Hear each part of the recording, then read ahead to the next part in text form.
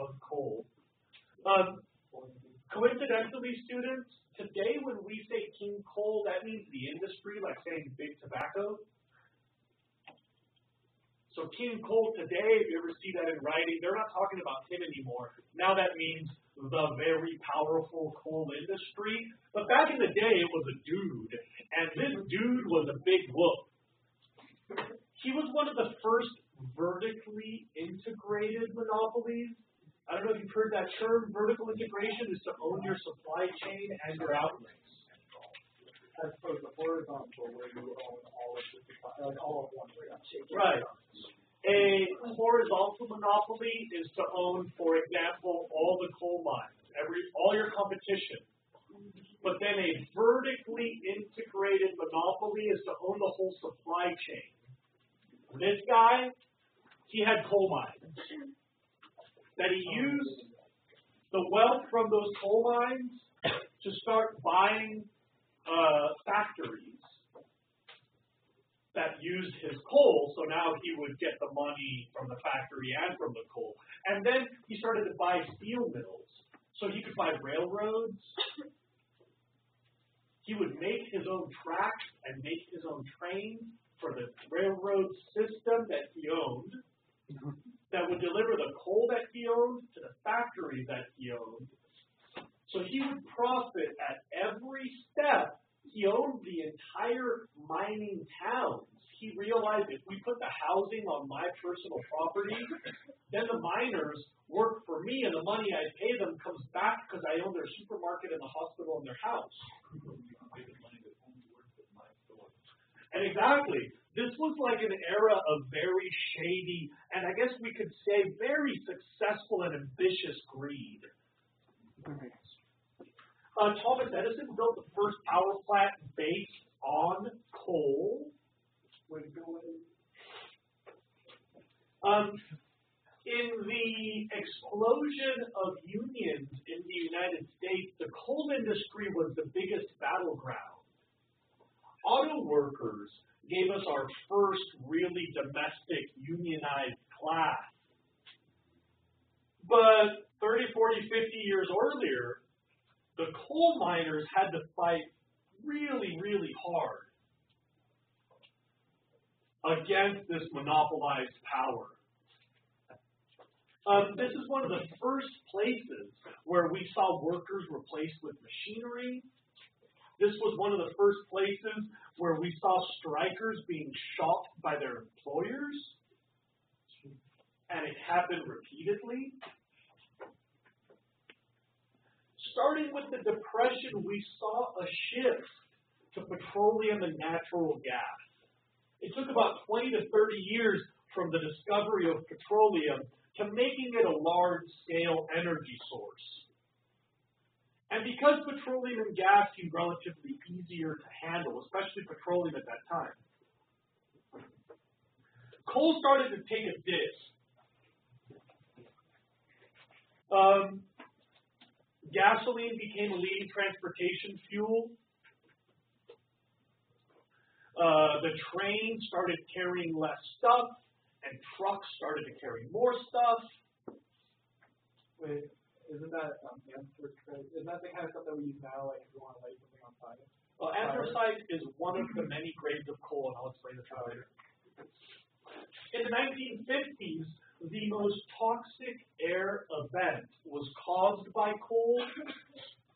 And so the public started to say, wait a minute, this coal thing might be a bust.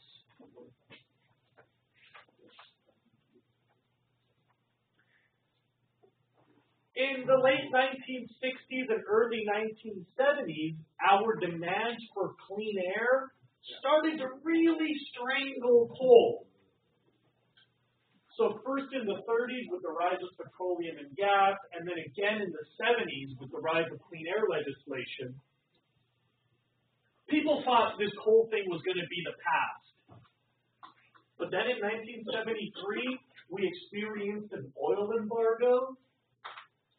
The Occidental Petroleum Exporting Countries, OPEC, rattled their swords and said, if you're not nice to Saudi Arabia Iraq, Iran, Kuwait, and others,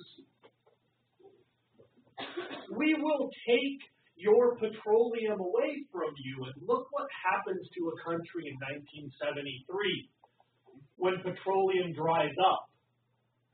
Americans were shooting each other at the gas station lines. Our economy literally stalled because nobody could get to work, ship their raw goods, ship their finished materials. And so again, in the 1970s, we realized we need to really get back to coal. Because we could not afford to depend on OPEC for our primary and only energy source. We still love petroleum, we still love natural gas, but we were going to need a plan C. We were going to have to go big on coal. And by the 1970s, we had an exploding economy and an exploding population. We were going to need a lot more coal. We started taking the tops of the mountains off to get to the coal. Yeah. So in the 1970s, did they make any steps towards like figuring out cleaner ways to do anything? Yeah, as far as air legislation was concerned, we stopped with coal and made all of our new power plants for natural gas. Then our petroleum industry became really powerful, 70s, 80s, 90s. They were running energy. But we still had all that coal capacity, and we still have all that coal. And we got this guy that was really big on coal. Many people are surprised to know that in the United States, most of our coal-burning power plants were built before World War II. And there were some built in the 50s and the 60s. But from 1970 until George W. Bush, we had no more coal-burning power plants. No new coal-burning power plants. But when Bush came to office, he said, you guys, we're going to go nuts. And we built a lot of them. The biggest explosion in the coal industry was literally the last 15 years. Last 12 years, actually. Everybody started to talk about this concept of clean coal. Just so we're all clear, that's not really a term that oxymoron. You guys know what oxymoron is? Clean coal is, for most environmentalists, your classic oxymoron. It's like a smart idiot. I really don't know how that's possible. I wasn't thinking of anybody when I said that. In 2008, we got Barack Obama, and all the environmentalists were like, we won! But we didn't win, because he was really big on more clean coal. So good news, we have a lot in this country. Look at that map. The bad news, on that map, you know, there's like cleaner coal and dirtier coal, different qualities, just like petroleum. The United States has 3 little deposits of the good kind. They're right there. See those 3 little green flecks in Pennsylvania? Right there? That's what's called the Pennsylvania anthracite. That's the good coal. That's probably already gone. Yeah, that's been gone since like the 1850s or something. That guy, that dude, Frank Allen, he was from Pennsylvania. What about? This is the rest of the coal. Bad news is we've got the dirty kind. Let me show you what I mean by the dirty kind.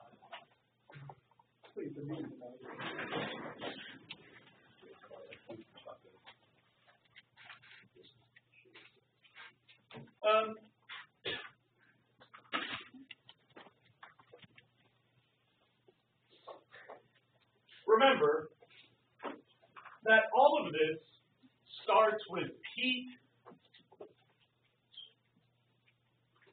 in a depositional basin. I'm sure that you guys remember this. It's that fine grain organic material.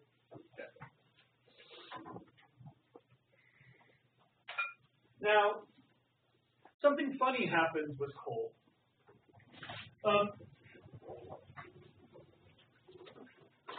when you take that heat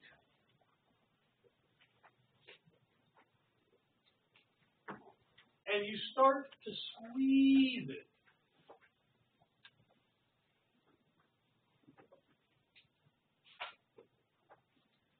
behind more and more layers of stuff,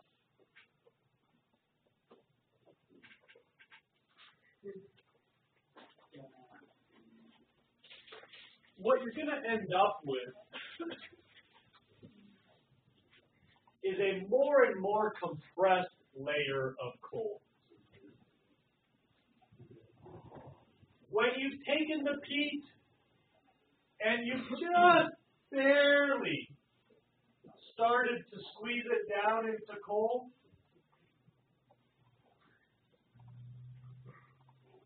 we call it lignite. And you need to know all these. There's 4 terms. Lignite has been squeezed a little bit.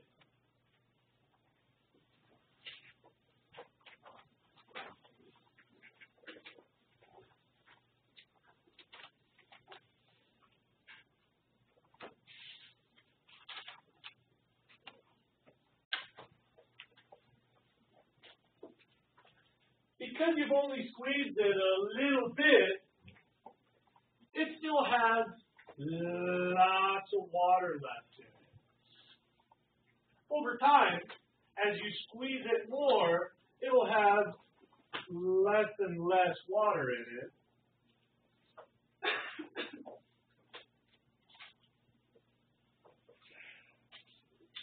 And as the water washes out of it over time, there are 2 other patterns that happen. One of them is in the impurities, like sulfates and nitrates. Impurities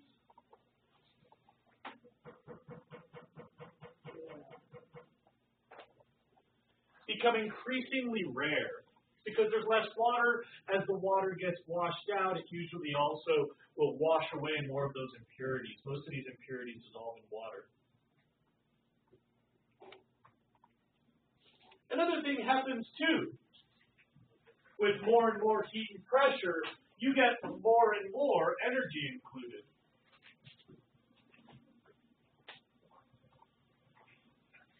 So, in our spectrum, so just the longer the better. The longer, isn't that always the case?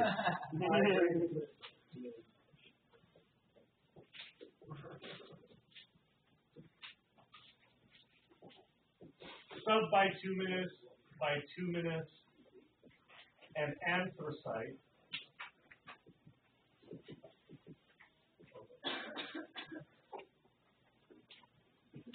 There are 4 main grades of petroleum. Of coal. They'll ask you this on every single AP test ever, I promise you.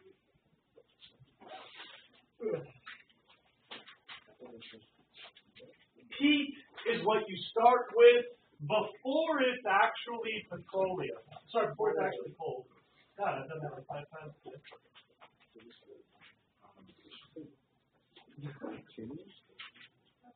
So peat is when it's still just plant fibers. It's plant material. Peat, not like Peter, but P-E-A-T, is this stuff. Very lightweight. Peat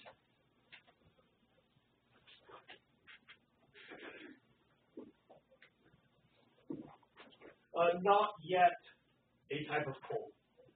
Lignite is the first type you'll get. It's been squeezed a little bit, has a lot of water. From little squeezing, it has little energy, and it has lots of impurities. This is the most common type in the United States. It's probably the most common type everywhere in the world, and not just in the United States. It kind of makes sense. On this map, the lignite is the dark, dark brown. Subbituminous has been squeezed a little more, so it's got a little more energy and a little less water, a little less impurities. Lignite